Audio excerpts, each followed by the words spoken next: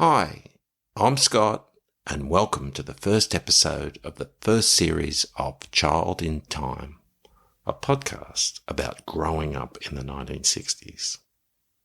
Maybe, like me, you were there, or you just might be interested in that crazy old decade. There'll be some history and personal memories about growing up in the suburbs of a major Australian city. Now, I'm not going to name the city, but I will give you a cryptic clue as to which city it was. It was the one with the bridge in the Opera House. Another clue next week.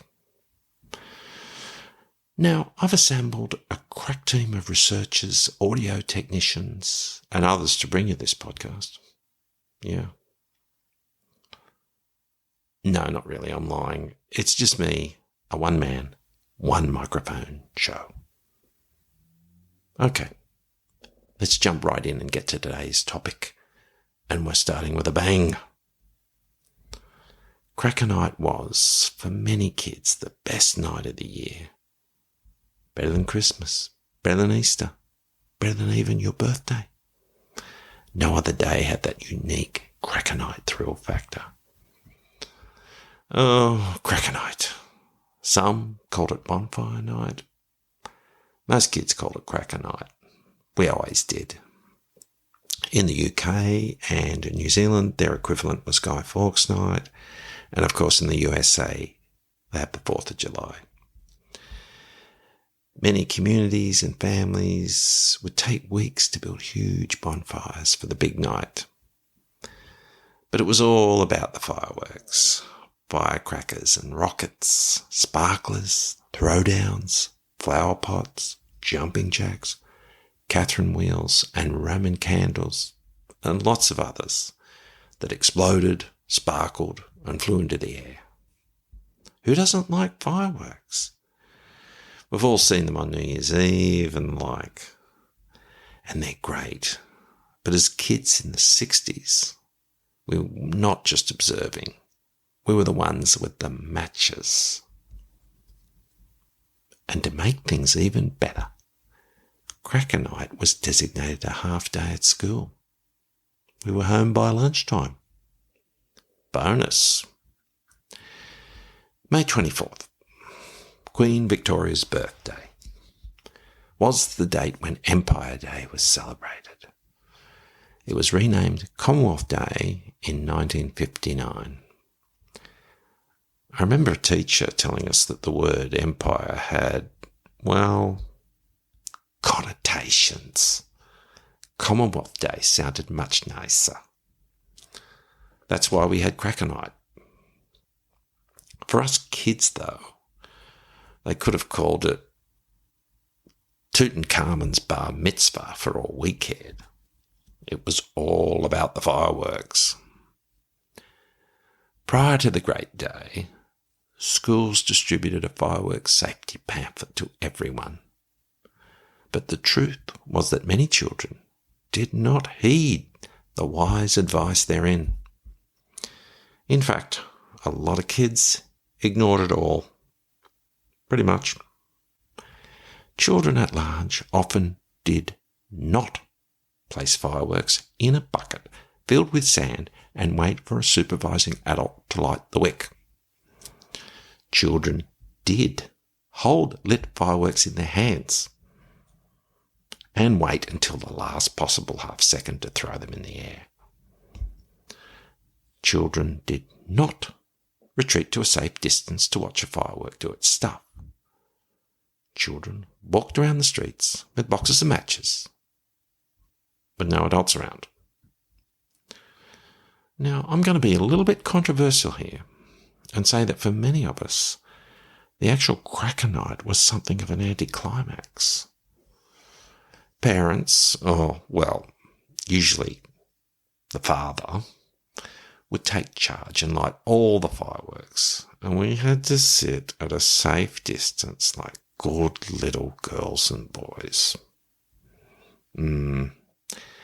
We weren't the active participants anymore, as we had been in the weeks leading up to Cracker Night. when children could mess around with firecrackers unsupervised and get up to various mischief. But the statute of limitations has passed, so I'll be recounting some of the things we used to get up to. When I was talking to some contemporaries around Cracker Night, researching all this, more than one made the comment that they were glad to get through many Cracker Nights as a child and into adulthood without suffering hearing loss, an eye injury, and still having, let's count them, 10 fingers. By way of disclaimer, much of our pre-Cracker Night activities as children involving fireworks were childish, silly, and dangerous. Do not try this at home. It is all banned now and against the law. This all happened 50 plus years ago. I will refer to firecrackers from now on as bungers, because that's what we always called them. There were 4 main types of bungers. Freely available, usually on sale at a shop near you, from about 2 or 3 weeks before Cracker Night itself. The smallest bungers were the Tom Thumbs. They were 2 rows of about 20 little bungers tied together with string. Each Tom Thumb was about 1 inch long. It's about 2.5 centimetres. Lighting a set of Tom Thumbs would produce several seconds of rapid-fire cap-like explosions. We liked to unwrap the string holding the Tom Thumbs together, and the result was a loose collection of a handful of little bungers. We devised a test to prove you were a man. We conducted this test despite the fact that we're only children, between the ages of, say, 8 and 12. You still had to prove you were a man. And the candidate was required to hold a Tom Thumb bunger between thumb and forefinger, light the fuse, and let it explode. Most of the time, and we did this repeatedly, I'm afraid to say, the blast delivered a mere microsecond of pain. Occasionally, though, you got what we called a fizzer.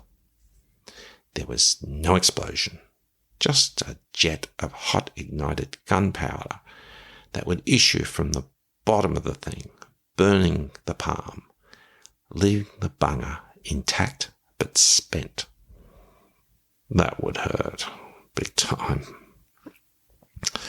You know, I'm glad that letting a bunger blast off in your hand to affirm you're of the male gender never caught on. Imagine going to a government office of some kind and handing over your form to the nice lady behind the counter to be greeted with, "Ah yes, I see you have ticked the box claiming to be male. Now if you don't mind holding this bunger for me until it explodes, thank you. I'll light it for you." No. Okay, so next size up were the double happy bungers, twice the size of Tom Thumbs. Double happies were regarded as the transitional bunger to the iconic penny bunger. Penny bungers were the go-to bunger for most tasks. About 3-4 inches long. I have to convert everything to metric. Penny bungers were sold in long red crepe packets of 40, 4 lots of 10, stacked on top of each other. And then finally, we had the tuppenny bungers. They're at least twice the size of the penny bungers. They were the biggest, baddest bunger available. And when you tied 3 or 4 tuppenny bungers together, set to explode as one, you had quite a formidable explosive force at your disposal. In addition, there were skyrockets. Skyrockets came in various sizes, from the smallest with a large cardboard tube of gunpowder attached to something like a satay stick, right up to the largest skyrocket that sported a large hard plastic nose cone attached to a long stick. Many of these rockets would do fun things when they reached their apex after launch from a bottle or whatever. They might explode, send out a parachute or colourful stars. Now, skyrockets were fairly safe when used in the correct way. The same can't be said for the practice of setting up a makeshift launch pad at a 45-degree angle and firing these large rockets at a specific target some distance away. That was very dangerous. I was a bunga man, or boy, through and through, and never really got into rockets much. Perhaps because big skyrockets were expensive. 40 cents for 40 penny bungas was much more bang for your 40 cents. And in addition, besides fireworks of the exploding variety, there were dozens of gentler, colourful items. We called them pretties. Pretties were placed on the ground or in the recommended bucket of sand. There would be a colourful display of light and sparks for several seconds, and that was it.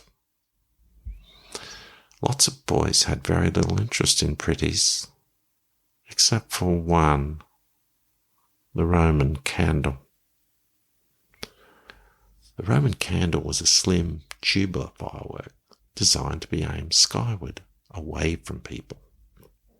When lit, and after some minor colourful flame, a delayed charge would ignite and a coloured ball or star would shoot out every few seconds until about 6 or so had been shot out. Naughty boys would hold the candle in their hand and then aim it at unsuspecting victims in order to hit them with a shooting star.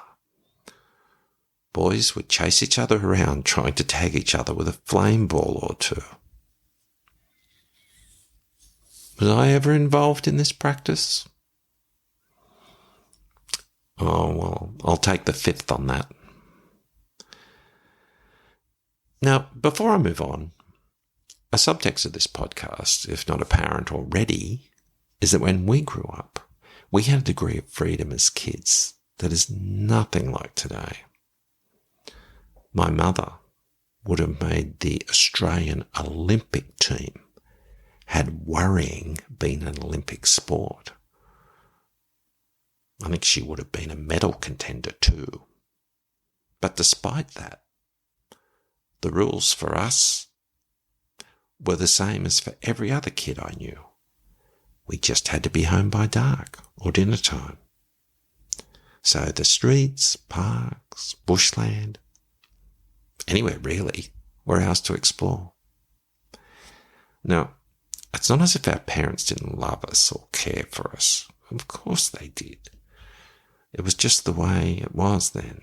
In a word, freedom.